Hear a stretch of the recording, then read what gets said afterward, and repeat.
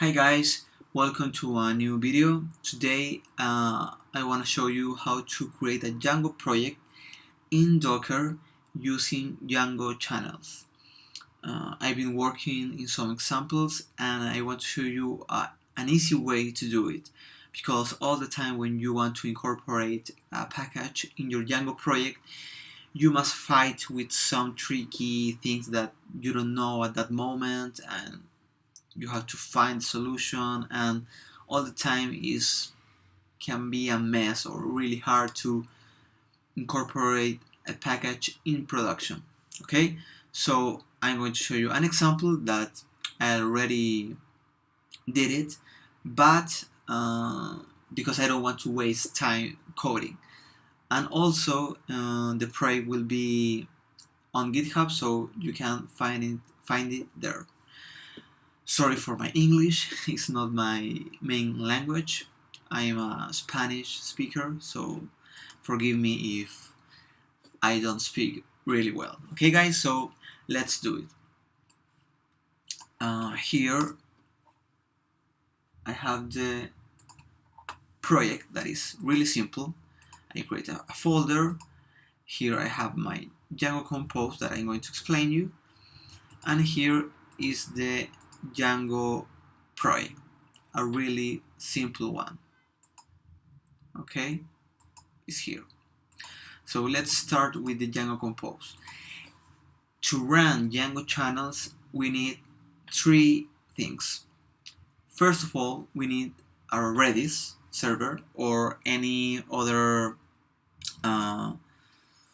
server that can save your workers, because here in Django channels we need to work with workers, and the workers, they need to be storage. They need to use a storage, and the storage can be, I think that Rabbit, MQ or QM, Redis, and there's another one, but today I picked Redis. Okay, then we need a container, because I'm talking here in the Docker language. We need a container to run the workers, that they are all the functions that that basically we need to run when we are using sockets. And finally, the server, the main server to run all the sockets. Django uses a special server that it calls Daphne. Daphne is a server specially to run HTTP2 and WebSockets. It's not too trustworthy as a normal HTTP server, so I suggest, and the main page suggests to use two servers. One server just to run the WebSockets, and the other one to run your main Django project. That will be this container. As you can see, it's running in the port 8000, and the channels server will be running in the 8001. Okay, so that is the basic part of the Docker Compose. Then in production you need to replace this server, and you don't have to run it in like run server. You must to change that for a special server in production like Unicorn. But I'm not going to talk about this part, because the important thing is the channel. Okay, that this part is in production. Actually, if you want to run the channels, you just in development, you just need to type run server, and in the back will run everything that you need. But in production you need to create this container and this container. Both of them need to have all the project. They depend of Redis. So let's start. In the requirement I just install Django channel and the server, the package that link the ASGI server with Redis. Then when you install everything, you need to go to your settings and right here type the channel package, and then in the bottom here the settings of the channel layers, that by default I'm using the Redis as a layer channel, like is the bridge that I will use to connect the front with the back. And here is the host, that here is Redis, and this is the name of the container. If I put here Bob, here will be Bob, okay?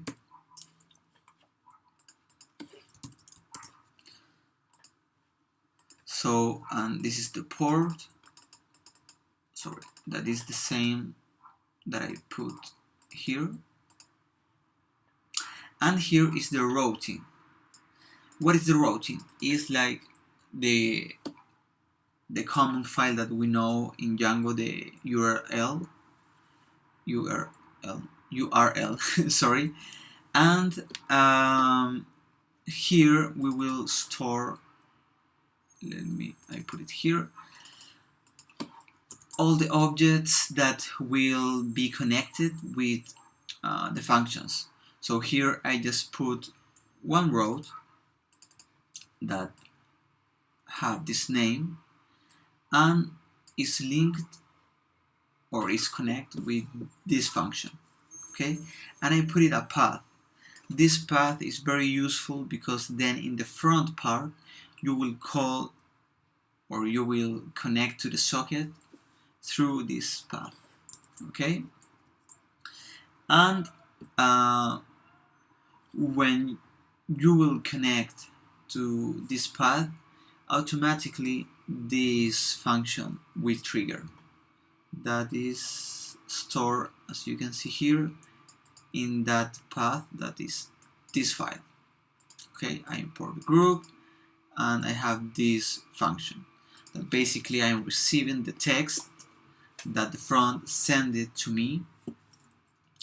If the text have something, I'm making this line that I'm going to explain you later, and then I'm going to send it back to the front, this dictionary. Okay, what else? Okay, and this file also is the, like this file that we know. We have this file that is for the ASGI server. Remember that we have two servers, one just for the socket and HTTP2 connections, and the other server for all the other connections, all the other requests. Here I just have these lines.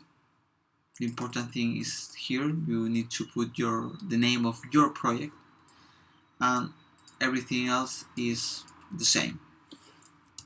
So in the Docker Compose, here I make reference to this file, okay, and with that I'm running it in the localhost, this port, and here in that container I'm running the workers. That will be, sorry, this function and all the functions internally that the channels package will need in Redis. Okay, so let's test it. Okay, I'm going to open the browser here, but first I need to run the project. Sorry, it's here. I don't need this. It's this here. Sorry, here. So I will run docker compose app. Here I'm running everything and it's ready. Let's see if I run localhost. Perfect. Here I'm running just localhost in that port.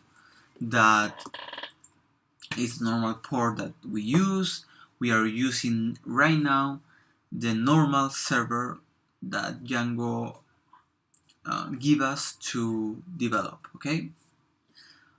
But now in the console of the browser I'm going to use the socket that JavaScript provide us to create a connection.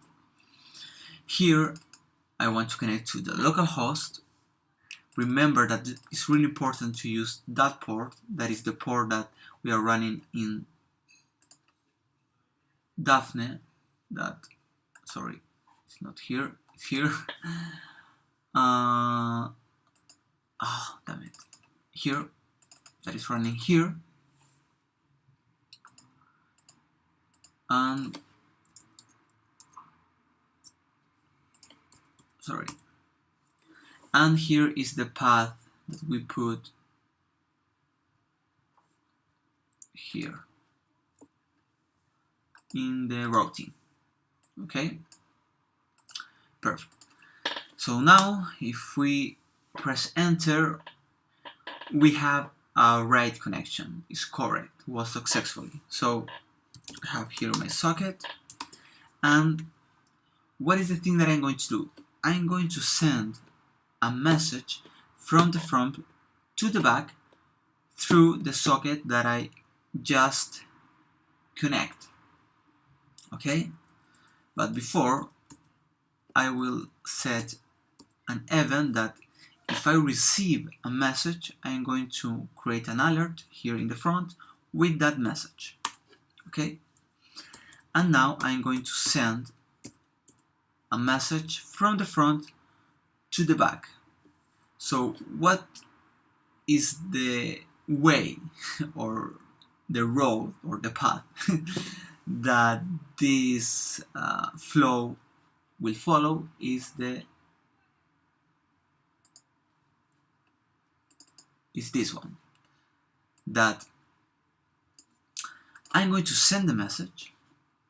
The routing here will pick that path and will make the match. So if they match, this route will execute this function.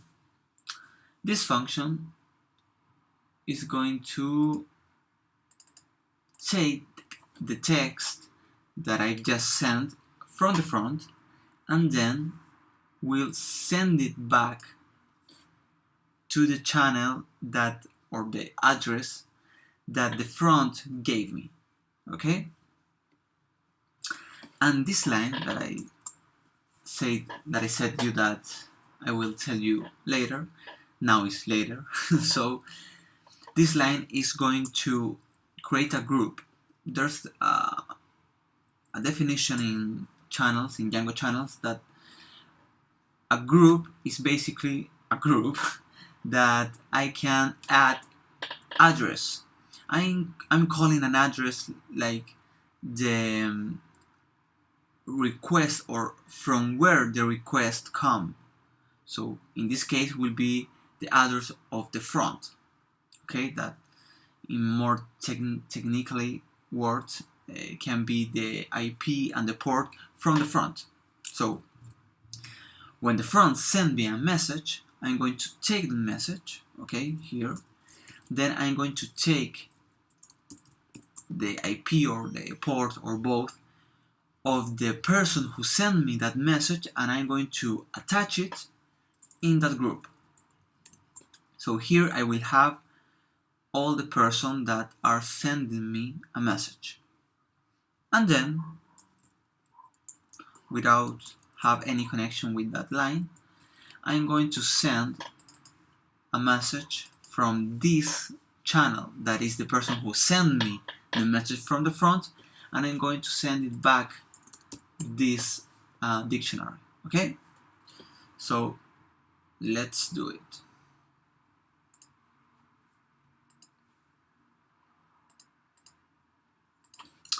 I hate the console here.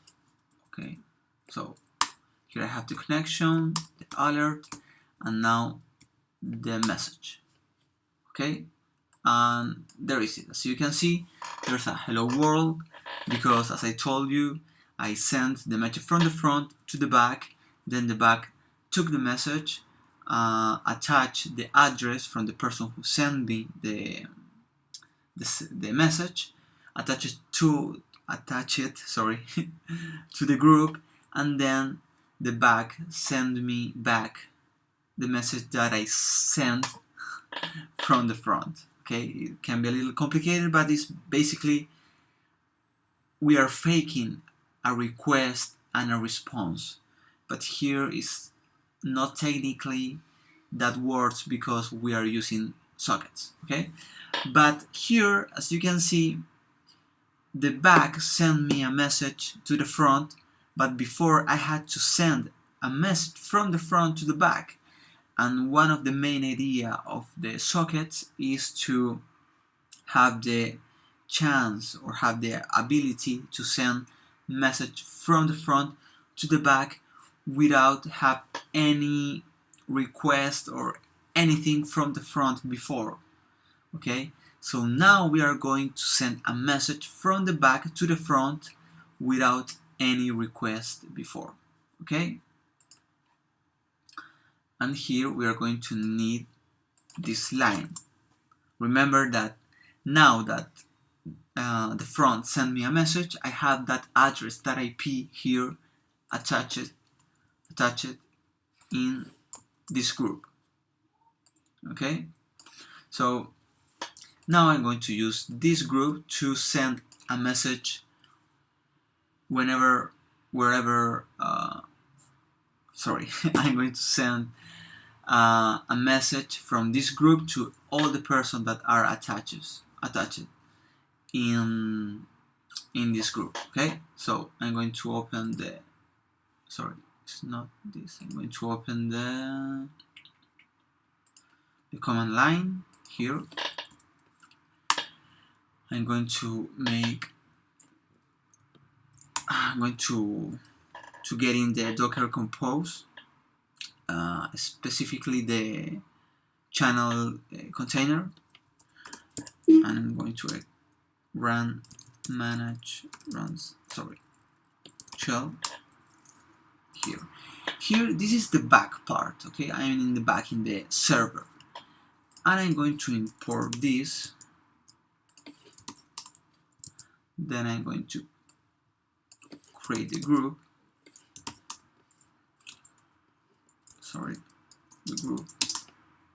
And now I'm going to send a message from the front to from the back to the front. So here I have my group, and then I'm going to type this send here, and I'm going to replace this for anything like hello. If I press enter, right now I will send a message from the back to the front. That is something that you can't do it with normal HTTP request. Okay, so if I press enter, there is it. I can send any message from the back. Okay, so I'm the back and I don't need a request from you to send you something. That is basically the idea of the sockets, that we can make a communication from the front with the front and the back without any request from one part to the other. Okay, so there is it, and basically it's that, guys. It's not too hard. There's not too many files, and we made it in Docker using Docker Compose and with the production settings. Of course that you can do this much better, like handle the logs and all that kind of things, but the main idea is that. So I hope you guys like it. I'm going to upload this project so you can run it and test it. Welcome to the new Django Channels project. I think that is amazing because we can use socket in our Django project without using a node server, for example. We can do it everything with the same language, program language. Okay. Okay, guys. So see you the next time, and if you have any question, please write it below, and I will try to answer the best I can. Okay, guys. So see you again. Bye bye.